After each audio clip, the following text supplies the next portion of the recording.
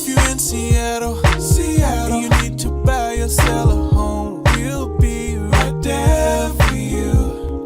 Because we're the realtors that you can trust. So go to ronanddonsitdown.com.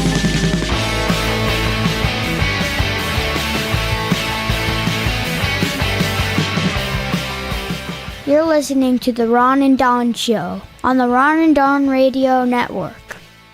Hey, you guys, what's going on? And welcome to another episode of The Ron and Don Show. And we are back in the Team Lisa. Lisa with a Y. That's TeamLisa.com studios for all your mortgage needs. TeamLisa.com. Coming up on The Ron and Don Show, we're going to talk about, we're going to get to the top 5 at 5. Before we do that, though, let's stop the show here for a minute. Stop the show. How was the birthday? Oh, I have a July birthday, and it was pretty good. We me and my life partner did a. Have you been to? You don't drink anymore, huh? I was going to say, have you ever been to Cannon? So one of the greatest. They do these lists every year of like top 50 bars in the world, and like people that do creative stuff. And so there's a bar in Capitol Hill on 12th. It's called Cannon. Mm-hmm. And so they've been ranked in the very highest end of all these lists. So it's relatively hard to get into. And like sometimes you can stop by and there'll be like a seat open, but like you kind of need a reservation, all that sort of thing. But they probably have, I would ballpark around $1 million to $1.5 million in inventory. Oh, wow. Like you walk in and it's every bottle that you could ever think of, and like some bottles of really high-end whiskey can be $25,000-$30,000. And so they have this inventory. The catalog is on an iPad in front of you. It's 183 pages of bottles and what their prices are. And if you need a bottle that's not in this elaborate shelving system, like they go in the back and down in the basement or whatever and pull this bottle out. So anyway, they're famous for doing these wacky drinks. Like one of them comes in a bag where you would donate blood, like the plastic bag. And so it's on a little metal stand. It's got the cocktail is in the plastic bag. Wow. And it comes out of a little drip thing like that. Oh, cool. My GF got one that arrives in a tiny little bathtub. Because I think it had bathtub gin in it. So they're very creative, very high-end cocktails. Like you're going to pay for them. And so had that, and then went to there's a place that you would love around the corner. Shout out to Jeffrey's. It's a sort of a French-leaning steakhouse. And so incredible cuts of beef. Amazing side. Like it's not a steakhouse like El Gaucho, but it's sort of a bistro-style steakhouse. So did that. And then had sort of did some World Cup stuff, and then into the 4th of July, sort of planned a birthday weekend. Awesome, man. All right, let's get to tonight's top 5 at 5, unless you're listening today. Ron and Don's top 5 at 5. 5, 3, 2, 1. Matt told me to say that. Just we got all the bases covered. Right. Thank you, Matt. Appreciate that. World Cup, what were your thoughts? You have all the kits. What do you do with them now? And man, boy, I have to say, as soon as you want to divorce Seattle, it's kind of hard to do that. It's kind of a gloomy, wintry day today, and it doesn't feel like World Cup day. But I don't know if Seattle could have looked more glorious, or when I looked on my television sets and I saw all the great soccer and all the great fans around the country just kind of reuniting, it was so cool to see how big the United States and Canada and Mexico, how big it all is, and yet how connected we are through this one love of sport. And it really pisses me off if you turn on sports radio here, for instance, which we used to do. And instead of sports radio guys going, you know what, I'm going to learn about soccer. I'm not going to sit here and say that football's number 1 and soccer's number 4 and disparage the fans or the game itself, which I was tuning in to try to get coverage of soccer, and I would have to listen to the internet because I couldn't believe that even on the days where the USA was playing here, on Monday, you would tune in and they're talking football or Mariner baseball. Nothing to do with, and I'm like, are you guys currently in the city of Seattle? Do you know what's going on here? It feels like an NFC championship game, and yet it felt so much bigger. It felt like a Super Bowl parade that the Seahawks had, and not the first one, I mean the second one. Because the first one, it was a bitterly cold day. When you go back to 2013 and 14, maybe 300,000 people were on the streets. This last one was a glorious day. There had to be over 1 million people on the streets. That's what it felt like to me. And even all the people that eventually came to stay at some of my Airbnbs from all over the country, and specifically Europe. And boy, in your Airbnbs, when it says no smoking, they don't think it applies to them, but that's another story for another day. They couldn't be lovelier, though. And then they blame it on the English translation about the smoking part. And then they dump it all in my neighbor's garbage can, so I didn't see. And then my neighbor got mad, so I had to write him a card, give him $200 and a bottle of champagne. Sorry about that, Anjay, but that's another story for another day. Your thoughts on soccer here in Seattle, and do you think it's been transformative, or do you think it'll be like speed skating?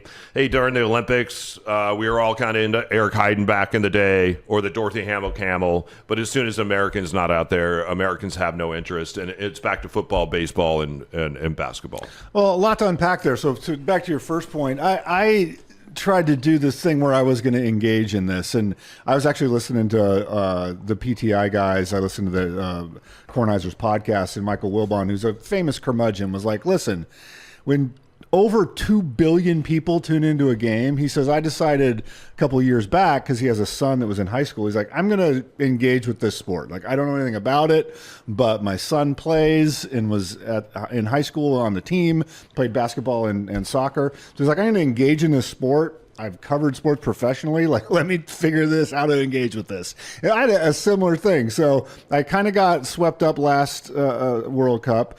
And then this World Cup, I have a couple of friends that are into it. And my friend Brian was the one that suggested me. He's like, get some kit, go to where the fans are, and just learn the basics.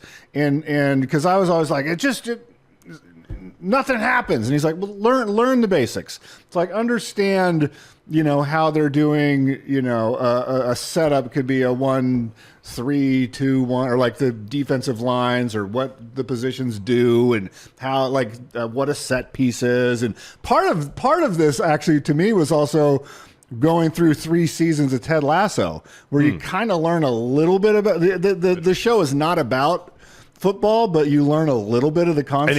And he was a football coach. And a little bit of the dynamics. Yeah. So I learned some of the basics. That's a really interesting point. Around the fans. And so this year I by no means am a football expert.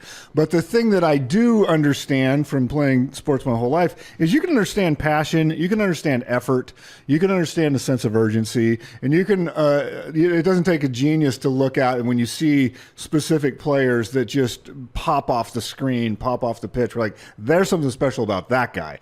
And so that's your new podcast, Poppin' Off the Pitch. Popping off the pitch with Ron Upshaw. And so this Haglund guy from Norway, who's like 6'5". He's 6'5" and runs a 4.240 in his off season of Manchester.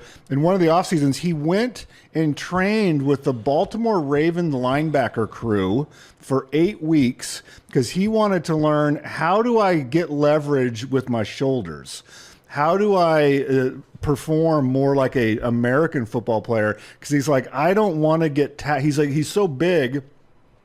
He's like, I don't want the chintzy tackles. Like, I want to be able to maneuver my body in a way where I can run through tackles. You want to be flexible. And so he trained for 8 weeks, and the NFL players are like, holy crap. They call it having bend, right? Having bend.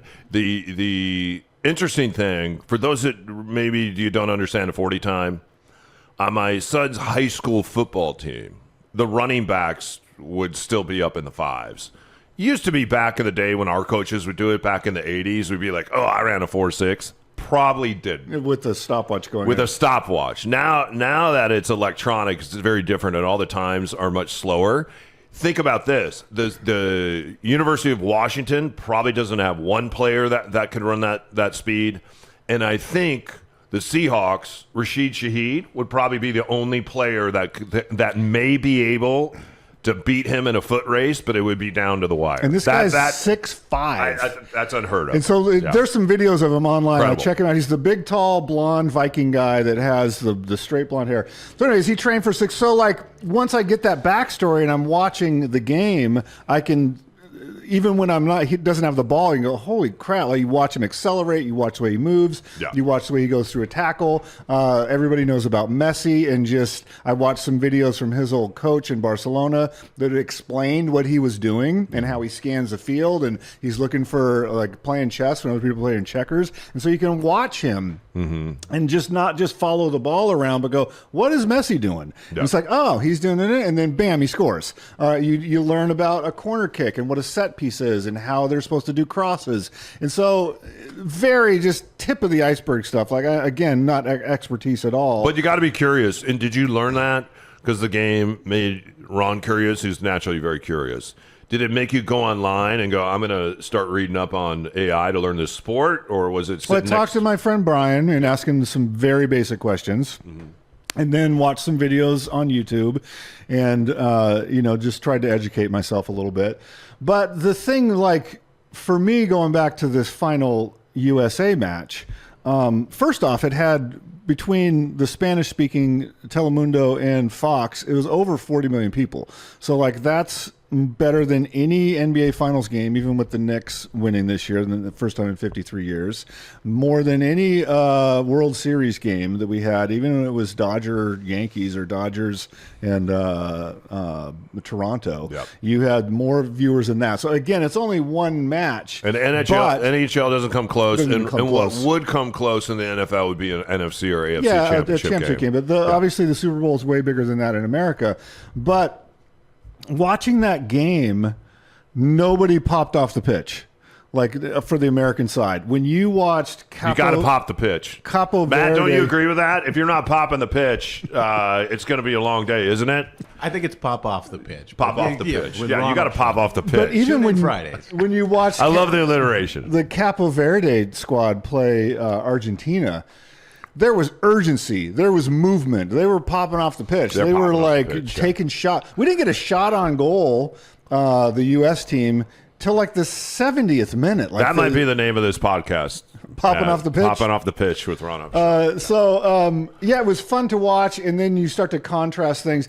And then I talked to some people after that match, and they said, yeah, that was the worst performance in a World Cup knockout match I've ever seen. And so I don't have enough knowledge to diagnose what the problem is or diagnose what the issue, but there didn't seem to be I'll tell you what the issue is. The fire. They didn't pop. They didn't pop off the pitch at all. Pulisic like limped off the field, and that was. And if he's legit injured, fine. But like that to me was emblematic of the whole. I have to say, I was very.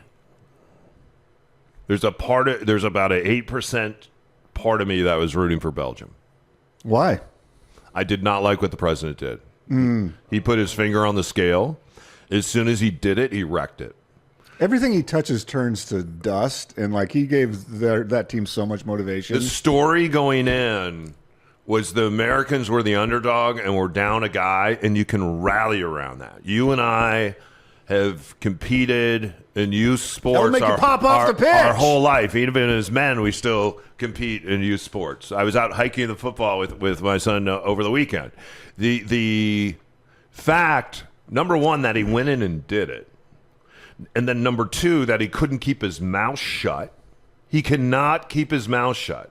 And then had to take credit for that. But he is not taking credit for the 4-1 loss. I think it would have been a different game. I still think they probably wouldn't have won. But wasn't there a little part of you going, that is not fair to put your finger on the scale and do that to Belgium and interfere? And it makes me feel like this worldwide game of soccer, because we always hear about FIFA and the stuff that they do and how it's politicized. And what we found out is it really is. If Donald Trump doesn't make that phone call, then I think we're down a player. What are your thoughts on it? Yeah, I think the way that happened was absolutely horrendous. If there had been a track record in this World Cup of that process of overturning some red cards, then, and we'd seen this was the fourth time it happened this year, and there's a clear process of review, then I think that's a different story.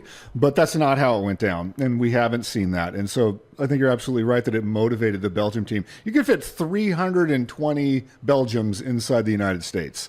So if you go by the population theory, which some people do, we should have more talent than they do. We do. In terms of the United States. They just play different sports. We have a lot of talent. If you took all the players, like we just had one of our football players come back from Louisiana. He's probably the best player that we have.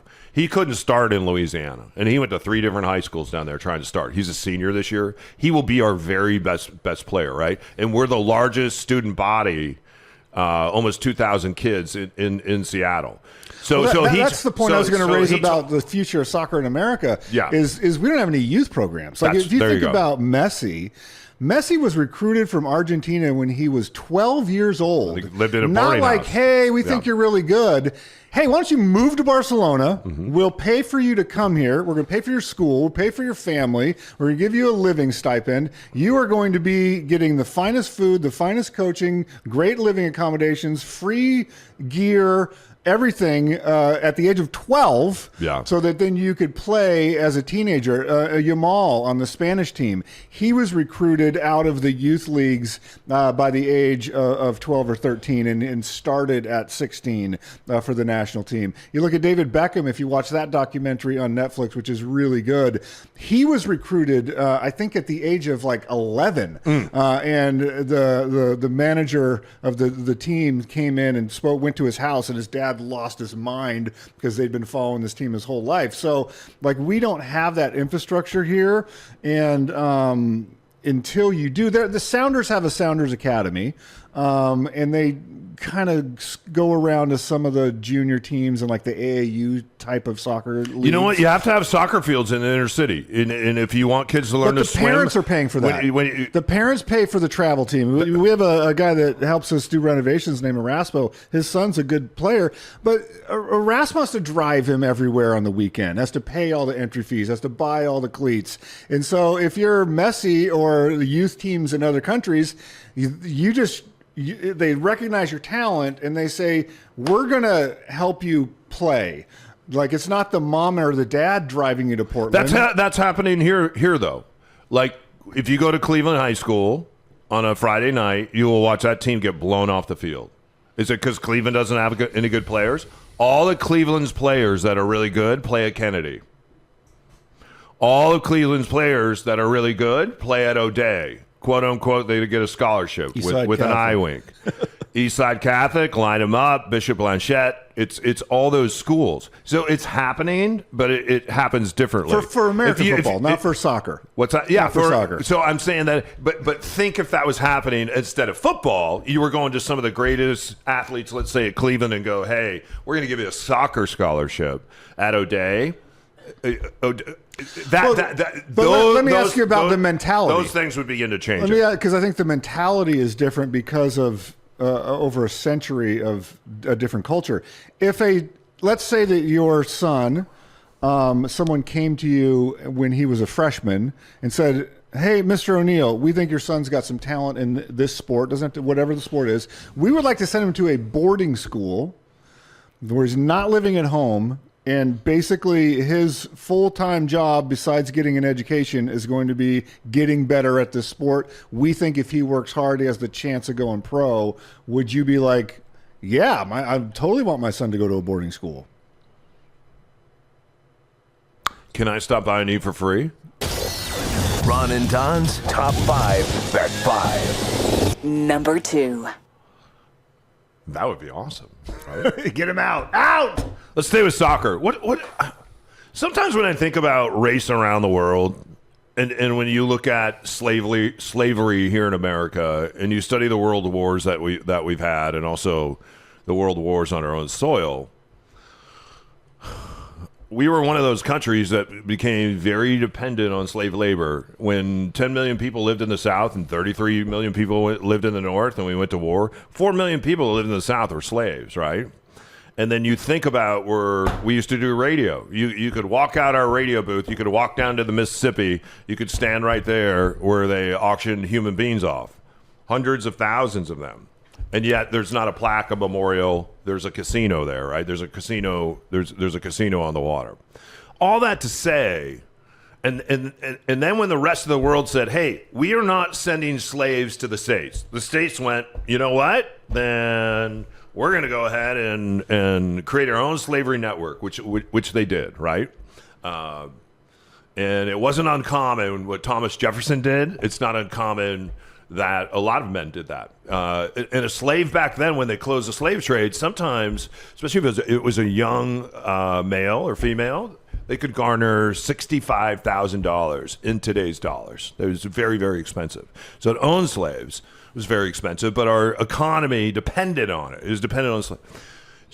So then we go through the civil rights. And even today we're going through these civil rights movements, right? And we currently have a president on the right who's way on the right. I don't even think he's on the right. I just think he's on the whack. I don't think he's on the right or left. I don't think he's on the right. I think he's on the whack. He's on the take, is what he's on. Yeah. So he's definitely not popping off the pitch. He's not popping off the pitch. With that said, I always have a little shame, and even in our travels around the country or around the world, in the racism that is baked into our culture. And before I lived in the South, I don't think I really got it. And I don't mean the Southwest when I lived in the South. And then I remember coming back here talking to my friend Ed Ewing, who's African-American, and he runs a major Taylor project. And I said on the radio one day, boy, slavery down in Dallas and New Orleans, it's a lot worse than it is up here in Seattle. Racism? Or racism. Did I say slavery? Yeah. I meant racism. And he called me off air, and it's as mad as he's ever been. He said, here in Seattle, it's worse. Because it doesn't they don't knock on your front door with a hood and burn a cross in your front yard the way that maybe they would in a place like down in New Orleans. They'll let you know. And so I always have this sense of shame, and I was blown away during the World Cup to read all the stories about the racist things that not only fans, but also some educators, some of those in parliament in other countries, the way they were going after black athletes. I was like, it was real eye-opener for me going, wow, that is not a uniquely American problem still. Yeah, I mean, there's a couple cases that I didn't read about all the cases, but one of an American YouTuber who is very popular, over 50 million followers, and is black, and he got some taunts in real time, a face-to-face confrontation. And then another situation, like you mentioned, of a foreign elected official that was tweeting this stuff. She was, yeah. Which is remarkably stupid to be tweeting that, I think.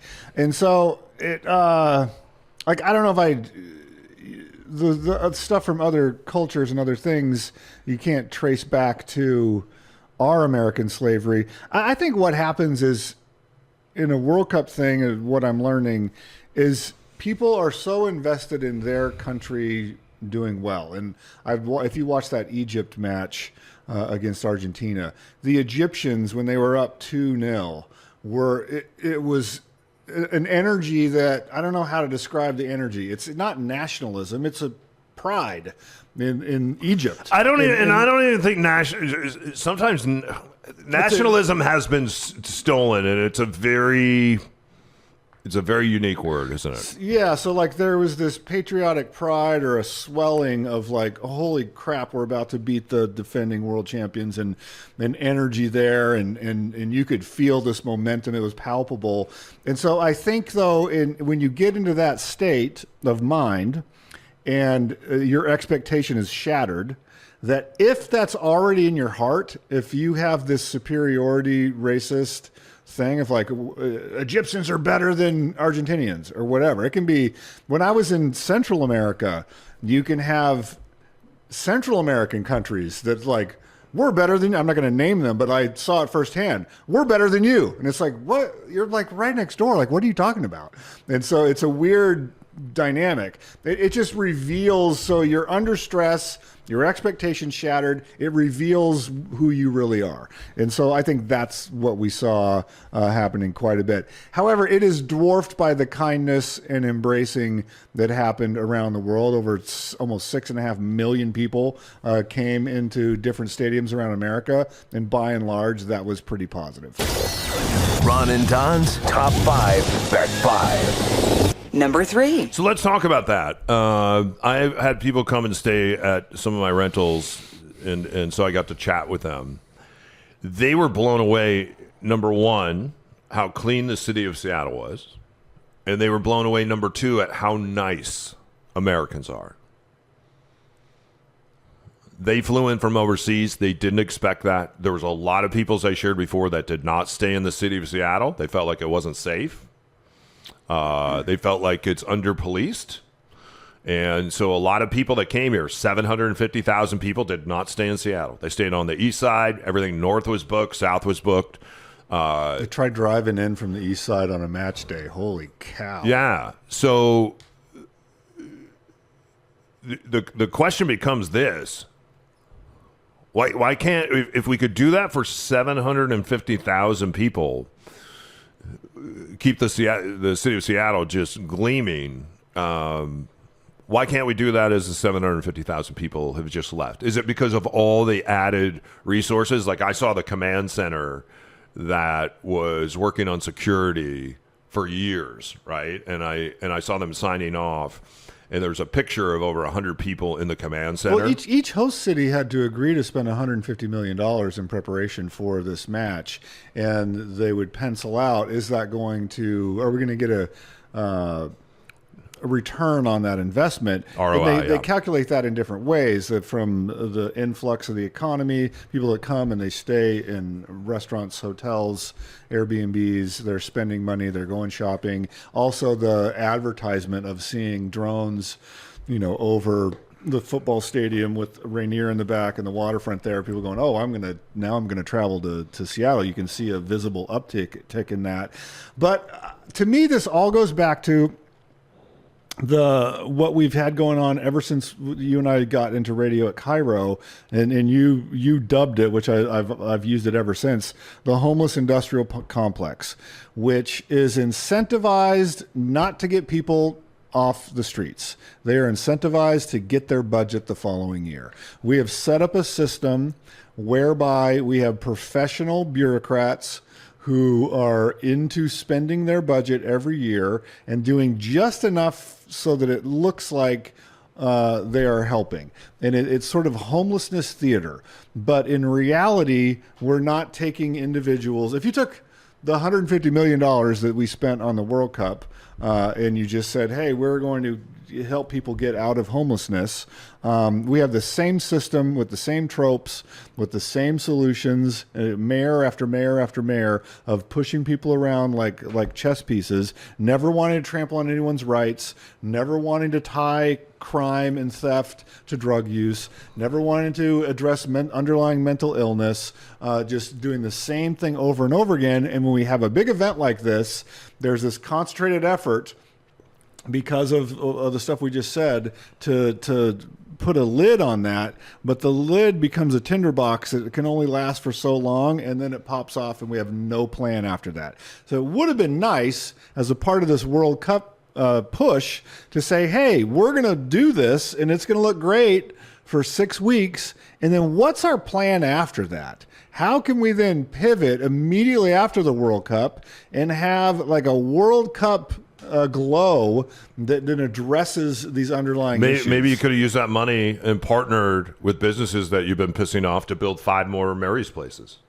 right? Yeah, there's a lot of different things you could have done. Yeah, but I haven't seen any. Because a lot of times, and we see this in the Olympics, it's very interesting to go online and Google countries that had the Olympics, and then go look at the stadiums and still if they're being used and the stadiums become iconic, right? We see, and then you look online, you're like, wow, what happened in China to those stadiums that they were using? So the World Cup, a lot of times, you're also creating physical infrastructure that then you could repurpose. And I don't see that happening. And I know the mayor just came out and said, "Hey, we're gonna go after landlords about these hidden fees in the leases. They're not hidden if you read a lease, Right. It's in the lease. So if you don't want to sign it, don't sign it. But it's in the. It's not hidden anywhere." To the mayor, who just fired her whole staff. She just fired her whole staff. Real quick before we move on.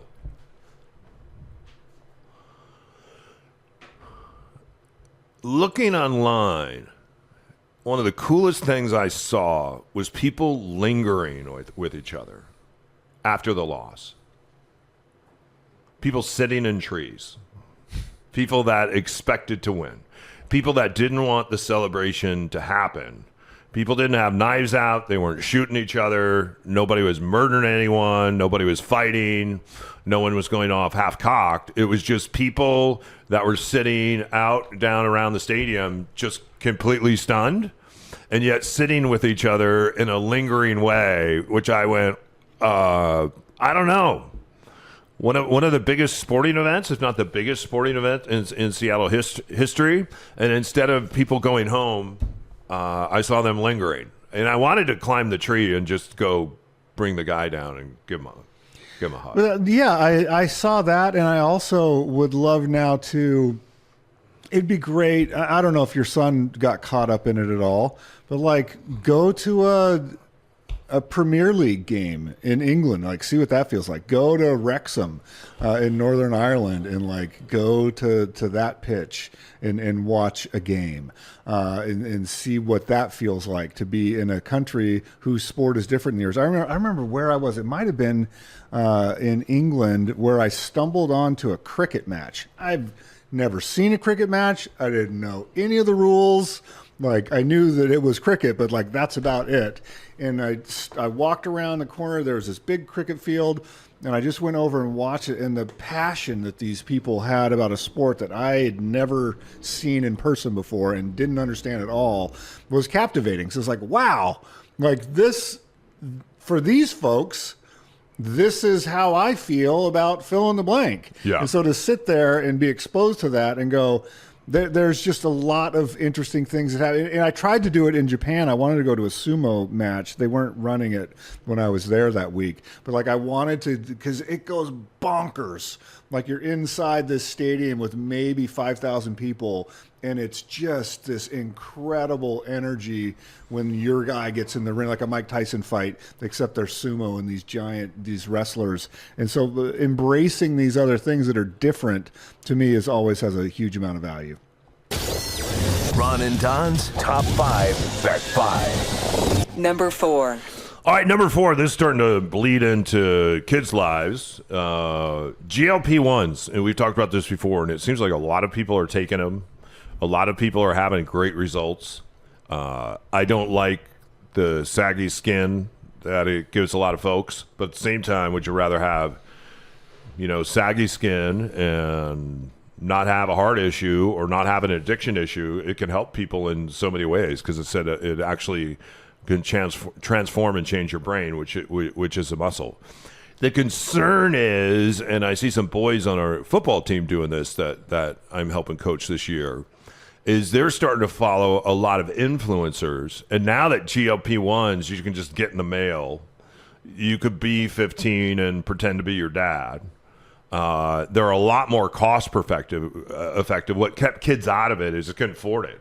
But now even through, is it the Medicare Medicaid program where you can buy GLP-1s now, I think for $50 a month, I believe.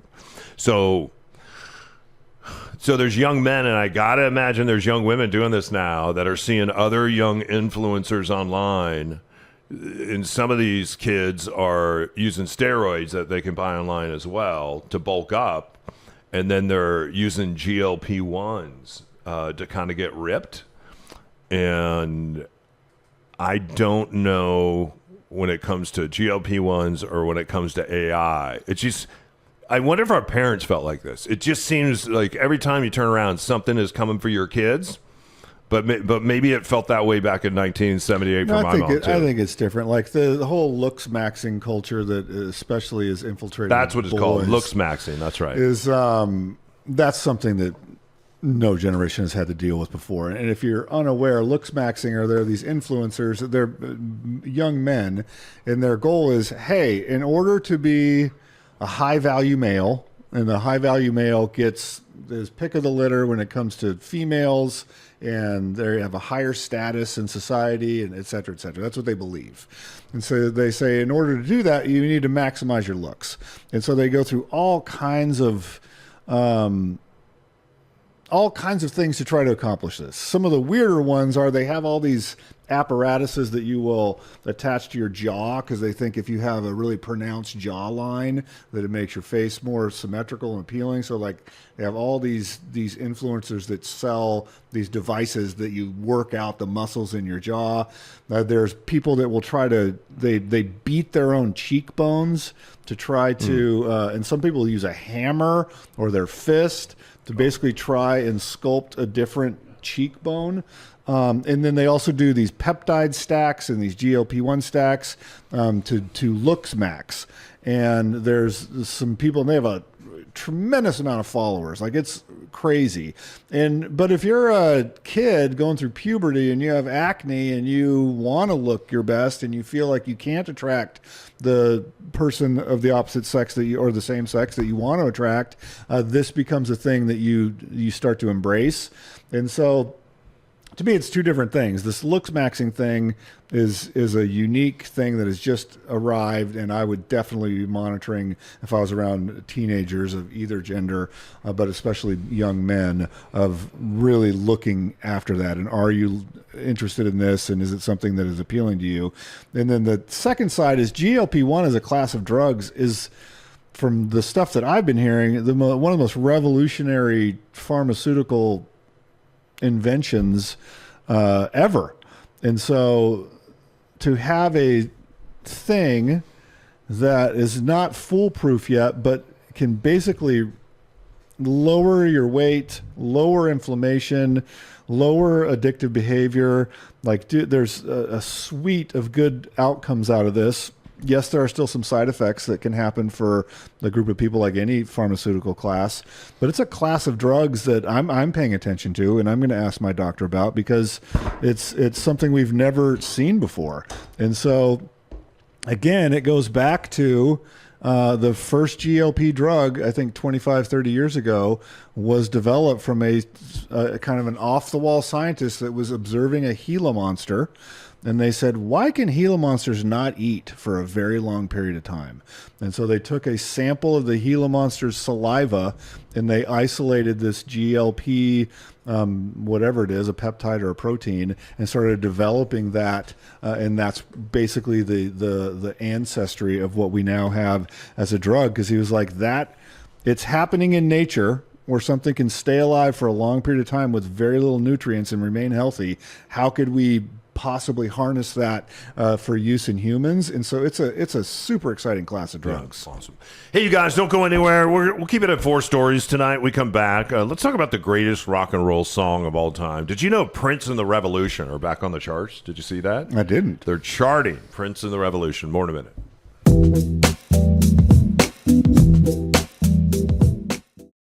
Hey, it's Ron and Don here with our brand new sponsor. It's a mortgage broker, TeamLisa.com, TeamLisa.com. That's Lysa, TeamLisa.com. Lisa, we just did a deal for Dave and Mandy. They needed to buy a new house because they're downsizing. The kids are out before they sold their house they're currently in. How does that work? There's lots of different ways to do that. I think most people think of a traditional bridge loan, but there's actually a new program called Departing Residence, which can actually be cheaper and quite a bit faster than a bridge loan. So I know with Dave and Mandy, we did all of this in, it seems like it was under a month. Absolutely. We can do it in 14 days. And is it more or less expensive than the traditional bridge loan? Much less expensive. Okay, so if you're in that situation where you're like, hey, the kids are gone, we need to downsize. Or, hey, we're having a new kid and we need to upsize, but I don't want to sell this place before we buy, go to TeamLisa.com right now. Start the conversation with Lisa and her team. They are the Ron and Don official mortgage brokers right now. So it's TeamLisa.com. That's Lysa, TeamLisa.com. If you find yourself dreaming about a new home, go from just a dream to the dream team. Schedule your time at ronanddonsitdown.com. All right, you guys, welcome back to the Ron and Don Show. Don't forget, if you need us, ronanddonsitdown.com. We're happy to sit down with you and talk about your real estate journey. And if you need help with financing right now, or you have questions, I was talking with one of our clients this morning and said, hey, what is my leverage to go out and buy a piece of real estate right now with my son? And I said, well, we need to know what your son's leverage is. She said, I'll pick up the phone and call Lisa with a Y. Yeah. With a Y. Lisa with a Y. TeamLisa.com. TeamLisa.com. Arts and Entertainment, the magazine, they put together the top 25 rock and roll songs of all time. You know, it's kind of the doldrums of summer when you're talking lists, because in radio, we needed that. There's a time in radio, especially after the Sonics left, where between the Super Bowl and March Madness, when you're doing sports radio, it sucks to be on the radio. It's because there's nothing to talk about. There's not, because especially when we were doing sports radio here and you didn't have a basketball team, you're just like, and there's, especially when the Seahawks were going to a Super Bowl. How about that on base percentage of our sixth hitter? So you got to come up with the top 25 of something. So here we are in the doldrums of summer talking about the top 25. Anyway, I thought this list was kind of interesting, and they said one of the top 5 tracks of all time is the final track on the Beatles' Sgt. Pepper's Lonely Hearts Club Band, where John Lennon and Paul McCartney, they're collaborating. They say Lennon has that dark start of I read the news today, oh boy. So it's the song A Day in a Life of, right? And then McCartney steps in, and he's coming from a different place. He's chirping about his happy morning routine. And then the song finishes with a 40-piece orchestra. It's really interesting when you listen to Lennon and McCartney and they talk about where they wanted Beatles music to go. One of the reasons they stopped performing live is because they said, hey, when all these girls come and they're screaming, and who knows, maybe the record label's paying for that, or you see that on TV and you're like, oh, if they're doing that on the Ed Sullivan Show, then we should go do that too. And they're like, no one can hear the effing music. We want them to hear the music, and we don't want to just get stuck like Elvis Presley did, playing 3 and 4 chord rock. You know, we're gonna play everything in a G, C, D, and we'll throw in an E minor every once in a while. Or if it's on the piano, we're going to sing in E flat, or maybe we'll play with an A, a B, and an A, a B, and an E. We're just going to play 3-chord rock and roll. The Beatles were like, we want to add some complexity to it. That's what Sgt. Pepper's was really all about, and also adding orchestras, these great orchestras, where you can see now where Paul has ended up, right? And he's coming back now toward the end of his life, understanding that the Beatles are part of his legacy. That's why I think he's done a lot of work to kind of try to I don't know if he's fixing the story, but actually mending the story between him and John Lennon. Did you watch the documentary about the formation of Wings?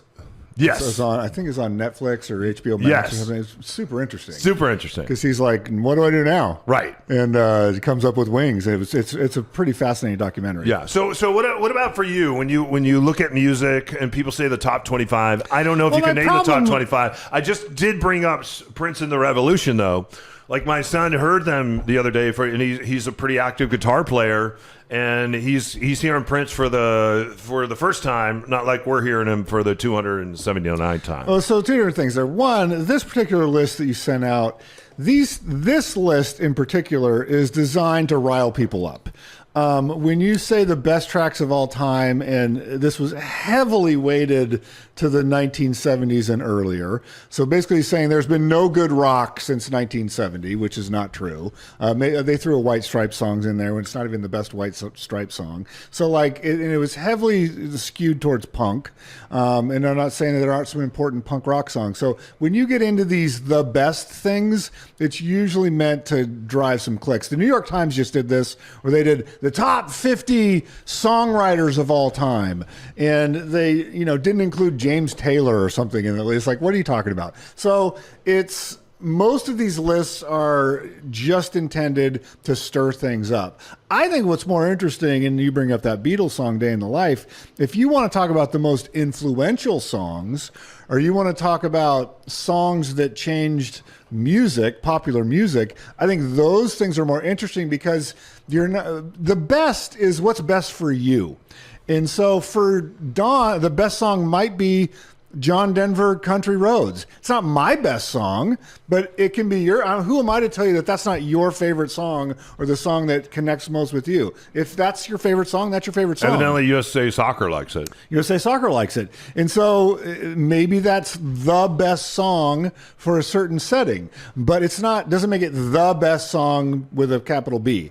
So like, I don't like these type of lists. I like lists that are more into, like, no one could say that the Beatles were not influential. If you said that, you're an idiot.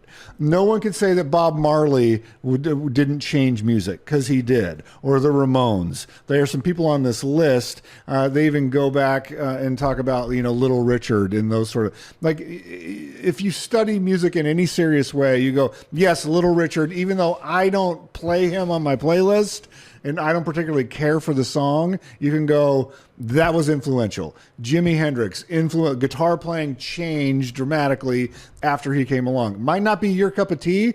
I'm not a huge punk guy, but I can appreciate what the Ramones meant or what the Sex Pistols meant. They're not on my top 100 list because it's just not my genre. But so I would rather think about who are the artists and who are the songs that changed the game and had an outdo influence. And you can look back now and go, wow, when Prince came out with Purple Rain, that changed things because it was one of the first times you had someone that was known to cross over multiple genres in one album. So a guy that came up as sort of this Minneapolis R&B dance music kind of pop act and was substantial, and then boom, all of a sudden it explodes into guitar playing and into more rock songs and ballads. And I remember clearly when that album came out, I think I was 12 or 13 years old. I had just started playing guitar, and I was incredibly frustrated that I couldn't play these Prince parts, because in my mind, I was like, dude's not even a guitar player.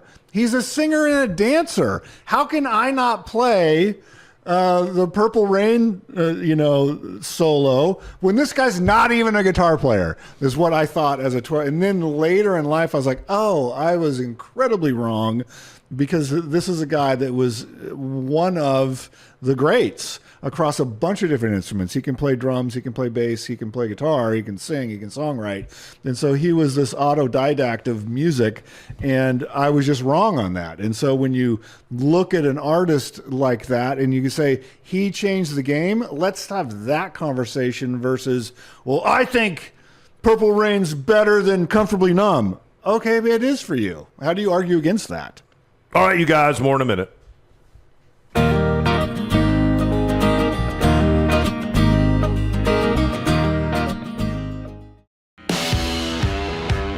Ron and Don, from radio to real estate. When you're ready to grab a cup of coffee and sit down with the guys, go to ronanddonsitdown.com. All right, you guys, welcome back to the Ron and Don Show. I got to go to the park now and take 200 snaps a day, because I think my kid might be moving to center.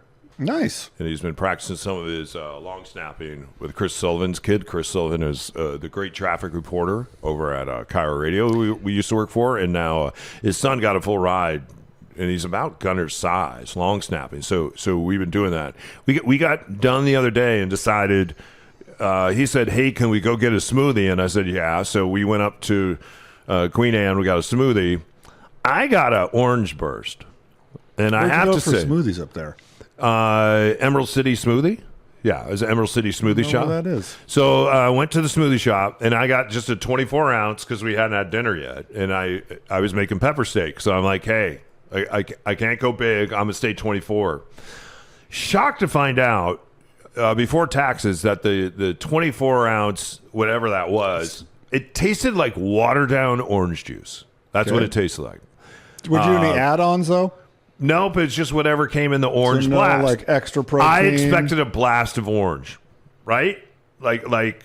just like, you know, when you have like orange sherbet and it just explodes in your mouth. That's what I was expecting from an orange blast at a smoothie shop. Smoothies now are not cheap. So that was $10.25 for 24 ounces. That's not bad. He got the 36 ounce, and then he got protein added to his. It was $17. That seems about right. His was $17. I think after taxes and all that, we're paying close to $30. And I still got pepper steak at home, right?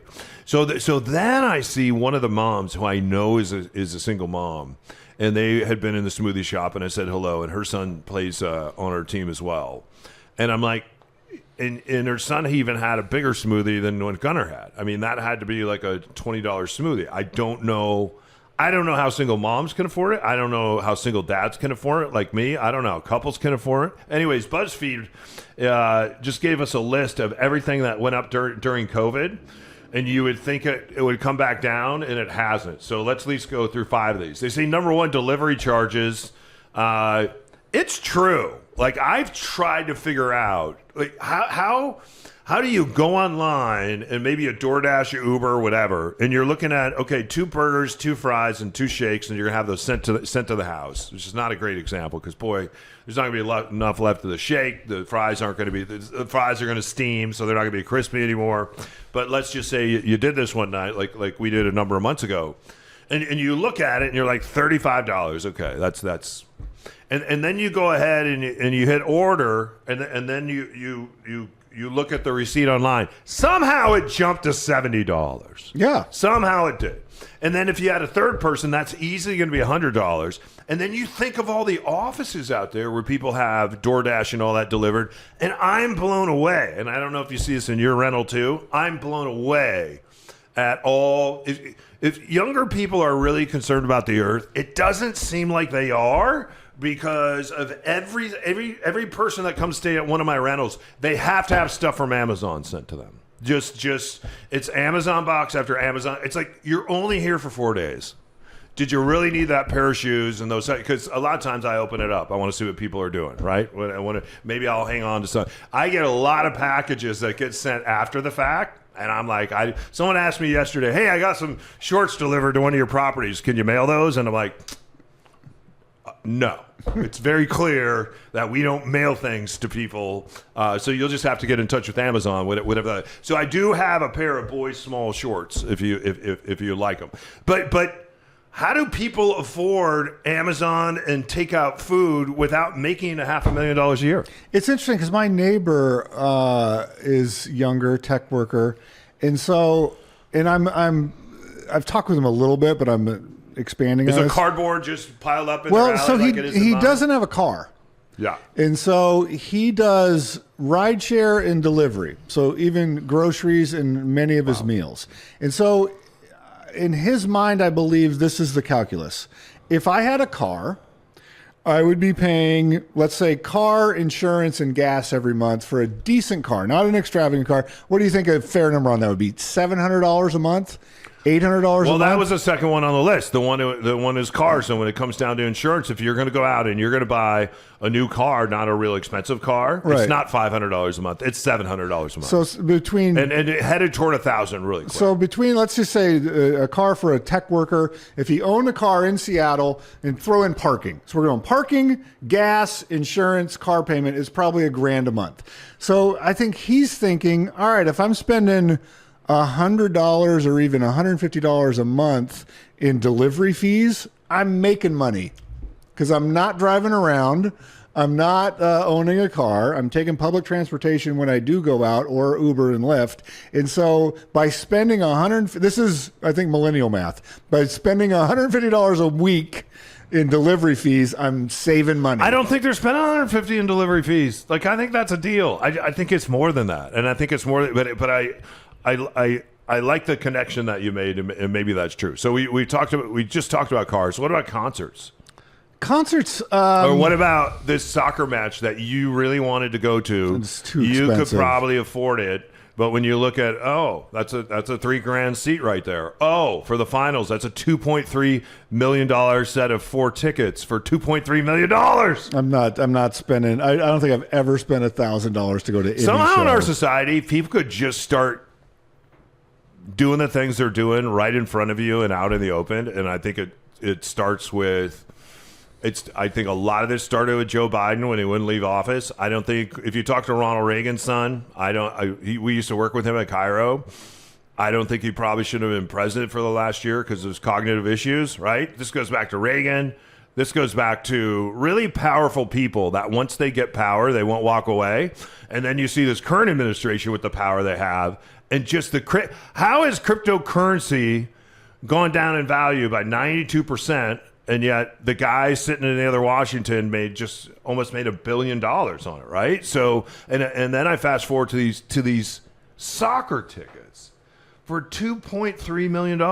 Or I saw this kid online that I think is super funny, and Gunnar thinks he's super funny. If I mentioned him, no one's ever heard of him. So we're thinking about going to one of his shows. For a really bad seat, it's $120. For a good seat, it's $350. And his name is Chad on the internet. I'm like, entertainment is pretty expensive. I cap mine. It has to be something really special for me to spend more than $100 on a ticket, including I've gone to a bunch of Mariner games this year. I try to hit athletic events, and if it's more than 100, if it's something really special, I'll go up to like 150-ish, but I'm not spending the cheapest ticket for the U.S. match was, I think I saw $1,800 per seat, and you're up in the nosebleeds. My friend Brian is a member of some fan club. Yeah, he has season tickets to the Sounders or something. I don't know. There was a lottery. Yeah, and he won the lottery. He went to that game for $60 a ticket. But that's awesome. That was incredibly lucky. Yeah, it was insane. You can't bank on that. Yeah, then they go on and talk about tobacco products, as those are back. Printer ink cartridges, everything from Starbucks, hair products, in-app purchases for addictive mobile games, chips, especially the name brands. They mentioned going to Disney World or Disneyland. Have you noticed any of the construction stuff going down at all? Because I remember pre-COVID, I priced out building a deck, and you could get a 2x4 for $3 or $4. And then I don't know, I haven't priced them lately, but have they come down anywhere near what they were? I don't think so, and I think because there is I was talking to a kid the other day. I went into U-Haul to rent a truck, and there was a young man sitting there, and I started chatting with him, and he saw, I think I had my Lincoln football hat on, and he goes, "Hey, I just graduated from Lincoln this year." And I said, "That's great. What are you going to do? What are you thinking about doing? Are you going to travel? Are you going to college?" He goes, "No." He goes, I'm signed up to be an electrician." And I was like, "Wow, that's pretty cool. Why do you want to be an electrician?" And then he told me the reasons he wanted to be an electrician and why I had interest in it.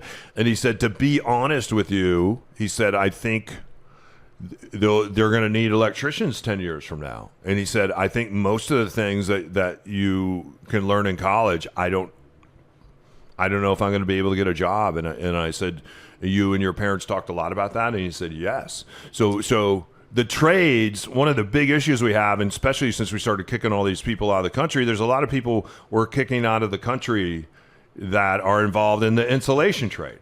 I would invite anyone to get on the phone today and see if you can find one company that has a bunch of white guys like me that are installing insulation in the Great Pacific Northwest.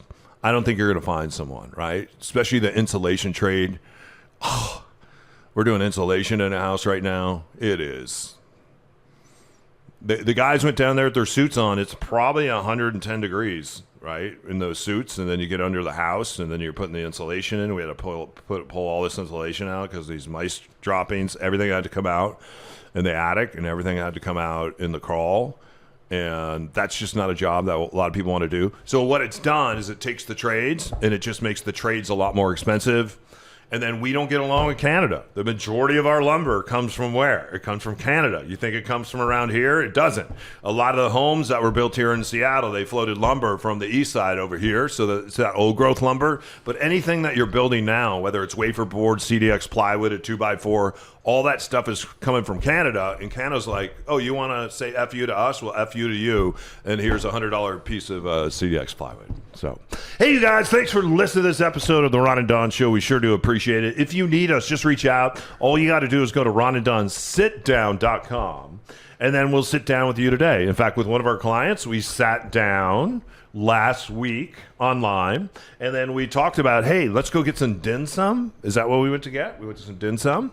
So we went and did that on Monday, and then I went and visited the property right after we got done having lunch together to talk about, hey, let's take a look at this property. Do we want to sell it? Or she was even thinking about, hey, maybe you could teach me to do an Airbnb and maybe I'll keep it. So we sat at a table together for a number of hours, and we kind of put together a plan for her moving forward if she wanted to Airbnb or if she decides that she wants to sell in the future. That's what the sit down's all about. Sometimes there's not a deal in it for us, and that's okay. But if we treat you great and well and we become friends, that way our relationship is not transactional, it's relational. A lot of times people end up referring us, and they're like, hey, even though you helped me with an Airbnb and I'm not going to use you guys this time, I do have a friend or a next door neighbor, or my mom is getting ready to downsize and we could use your help. So we always appreciate that. Ron and Don, sitdown.com. And don't forget, it is so important. In fact, I was talking to one of our clients this morning,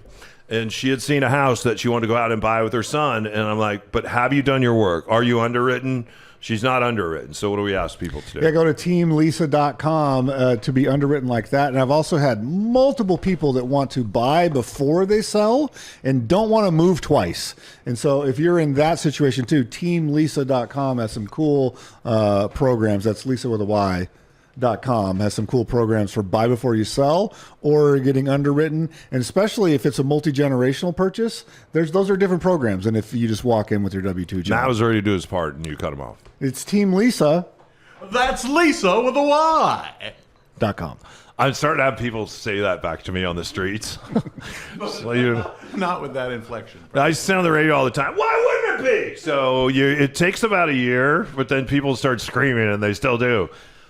Don to the Ron and Don, kicking my ass around the bay. Why wouldn't you be? So, got that in San Francisco as well, because that's where the bay is. Are we going to double down on popping off the pitch? Yeah. Hey, escalation ethics. What are we talking about coming up in the next real estate edition of the Ron and Don? The real estate edition. I had a interesting sequence of events happen when we were trying to buy a house with an escalation addendum, and you're going to be Judge Judy in this episode. Sounds good. Hey, you guys, thanks for listening. Thanks to Matt for producing. He's Ron, I'm Don. My son, the 7-year-old version, is station voice. Charlie the dog is around here somewhere. Don't forget, again, if you need us, ronanddonsitdown.com. Till next time, you've been listening to the Ron and Don Show on the Ron and Don Radio Network. Well, that's it. Show's over. We'll see you next time on the Ron and Don Radio Network.